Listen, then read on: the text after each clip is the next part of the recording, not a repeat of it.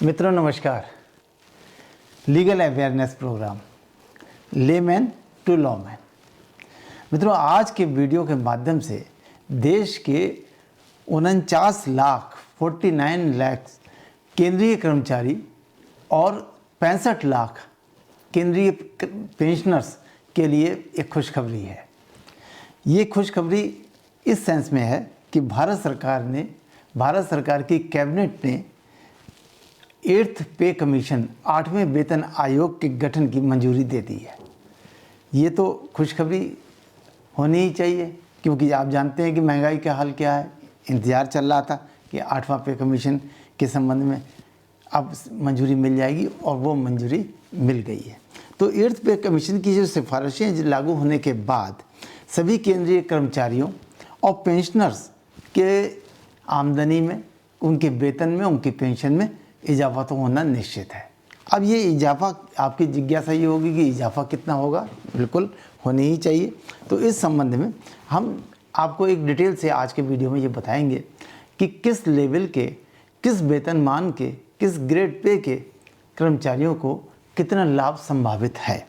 यद्यपि अभी आयोग का गठन नहीं हुआ है, केवल गठन की मंजूरी हुई है।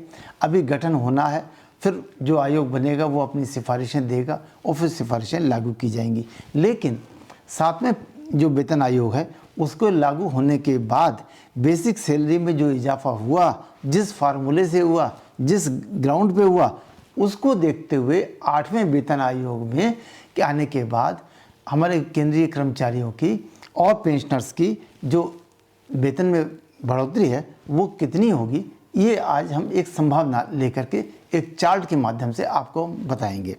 अब इसमें हम लोग ये समझ लेते हैं कि इसके जो चार्ट आएगा, इस चार्ट के माध्यम से जो फिगर हम बता रहे हैं ये बेसिक सैलरी को लेकर के हम देंगे। लेकिन इससे पहले एक बात और समझ लेते हैं, क्या पे कमीशन है क्या।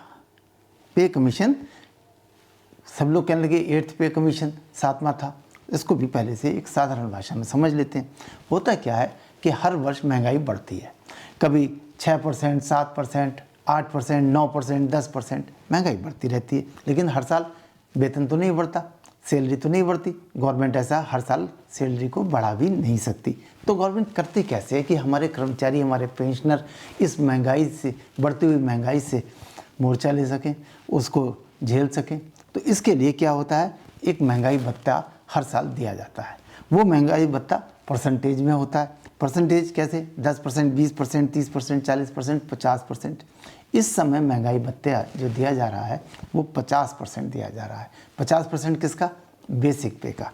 तो बेसिक पे तो 50% महंगाई भत्ता भी दिया जाता है, और इसके अलावा HRA दिया जाता है। अब हम दिल्ली की बात कर लेते हैं और एक फिगर रख लेते हैं, तो 25% के करीब HRA भी दिया जाता है। इसको एक एग्जाम्पल से भी समझ लेते हैं कि अगर बेसिक पे, किसी कर्मचारी की बेसिक पे 18,000 रुपये है, तो उसमें DA कितना हुआ, महंगाई भत्ता 50%, मतलब 9,000। और HRA दिल्ली में HRA 25%, तो इसका मतलब क्या, 4,500। तो कुल मिलाकर के 31,500, 31,500 मिनिमम सैलरी इस समय उनको मिल रही है। अब ये वाली बात तो क्लियर हो गई। लेकिन 50% DA जो मिल रहा है, क्या इसके बारे में हम आपको बताते हैं। इसके बाद गवर्नमेंट क्या करती है, 50% तो DA दे रही है, अब आएगा पे कमीशन। तो गवर्नमेंट इसके लिए एक वेतन आयोग गठित कर देती है, जो कि अपनी पूरी जांच के बाद सिफारिशें करता है, और उस सिफारिशों को लागू करने के बाद ये कहा जाएगा कि 8वां वेतन आयोग की सिफारिशें लागू हो गई। लेकिन इसमें एक बात मैं बताना चाहता हूँ, वो क्या कि जब 8वां वेतन आयोग या नेक्स्ट वेतन आयोग की सिफारिशें लागू होती हैं, तो जो महंगाई भत्ता है वो 0 पे आ जाता है। जो 50% मिल रहा है वो 0, क्योंकि जितना महंगाई भत्ता मिल रहा था वो तो सब एडजस्ट हो जाएगा नई सैलरी में, तो नई उसमें, तो इसलिए फिर वो महंगाई भत्ता 0 हो जाता है। और HRA जितना % मिल रहा है ये तो इतना ही मिलता ही रहता है। तो अब हम इसको आगे ये समझ लेते हैं कि कमीशन ये देखता है कि आपकी सैलरी की कितना बढ़ाना चाहिए, उसमें बढ़ोतरी कितनी होनी चाहिए, कितनी % होनी चाहिए, फिटमेंट फैक्टर उसका क्या होना चाहिए। 7th पे कमीशन में ने 2.57 फिटमेंट फैक्टर रखा था। इसका मतलब क्या हुआ कि सैलरी को 2.5 गुना बढ़ाने की सिफारिश की थी। तो 7th पे कमीशन में इतनी करी थी, तो उम्मीद करते हैं कि 8वें में भी इतनी ही होगी। इस बार इसी तरह से इसी ग्राउंड पर इस लगभग इतनी 2.5 गुना के करीब बढ़ोतरी होना निश्चित है। लेकिन ये जान लेते हैं, जैसे हमने आपको बताया कि एक जब ये लागू हो जाएगा तो बेसिक पे पर उसके बाद क्या होगा, महंगाई भत्ता जो है वो अगले 1 साल के लिए 0 पे आ जाएगा और उसके बाद फिर महंगाई बढ़ेगी, फिर भत्ता शुरू हो जाएगा, फिर भत्ता दिया जाएगा। एक रूटीन क्रम है। तो हम ये समझ में आ गया कि पे कमीशन है क्या। अब हम इस पे आ जाते हैं चार्ट पर। देखिए एक चार्ट डिस्प्ले हो रहा है, मैं इसके बारे में बताता हूँ। इसमें देखिए हमने ये बताया कि किस लेवल के कर्मचारी हैं, ग्रेड पे उनका क्या है। तो उदाहरण के तौर पर अगर ग्रेड पे 1800 से लेके 2800 के अंतर्गत 1 से लेके 5 तक के कर्मचारी आते हैं।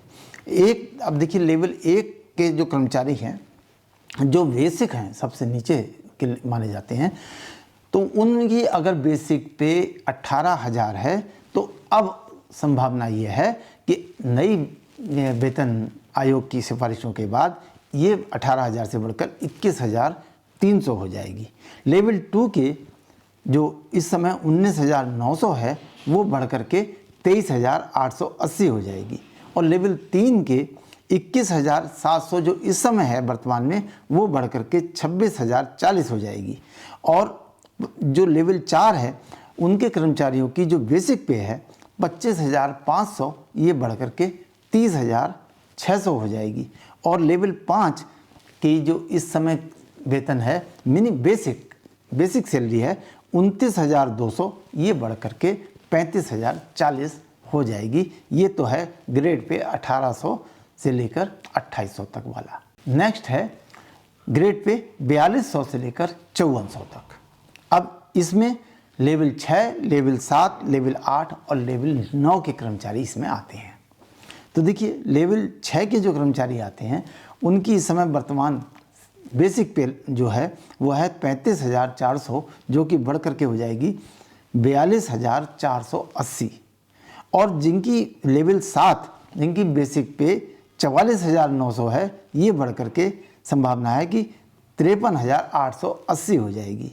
और लेवल 8 की जिनकी बेसिक पे 47,600 है ये बढ़ करके 57,120 और लेवल 9 जिनकी बेसिक पे 53,100 है ये बढ़ करके 63,720 की हो जाने की संभावना है।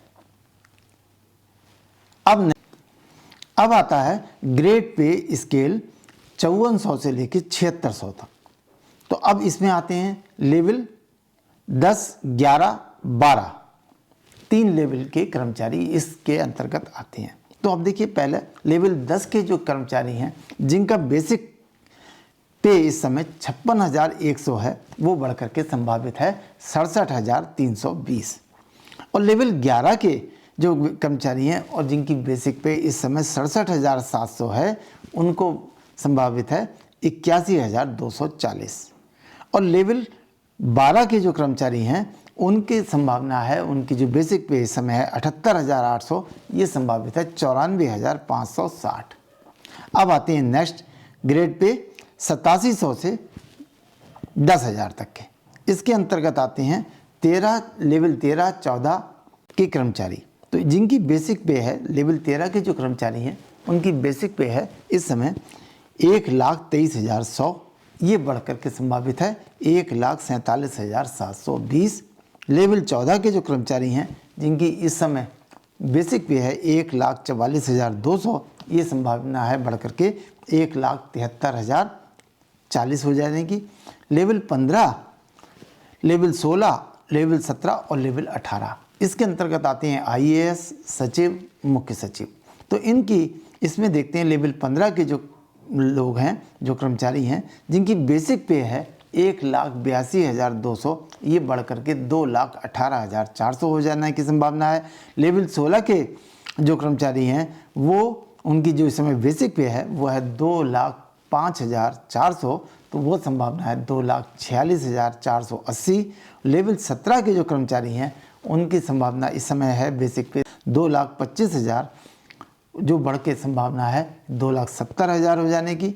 और लेवल 18 जिसके अंतर्गत मुख्य सचिव आते हैं उनकी इस समय बेसिक पे है 2,50,000, जो कि बढ़ के संभावना है 3 लाख हो जाने की। इस चार्ट के माध्यम से एक आइडिया ये लग सकता है कि कितनी संभावना बढ़ जाने की है। ये कंफर्म नहीं है। और एक बात मैं बता दूं, ये बेसिक पे है। इस बेसिक पे HRA अलग से लगेगा। इसके अलावा बीमा अलाउंस, तमाम अलग से अलाउंस जो मिलते हैं जिसको जो भी है वो सब अलग से रहेंगे। कुल मिलाकर के काफ़ी अच्छी बढ़ोतरी होने वाली है। ये क्या कहता है, ये हमने जो बताया ये वेतन का मैट्रिक्स है जिसके आधार पर हमने ये निष्कर्ष निकाला है। तो बहुत अच्छी खबर है आप लोगों के लिए। सारे को शुभकामनाएं और उम्मीद करते हैं कि जल्दी से ये अपना आयोग अपना काम गठित हो जाएगा, काम करेगा और निर्धारित समय में अपनी सिफारिशें लागू करेगा, जिससे सभी लोग लाभान्वित होंगे। नमस्कार।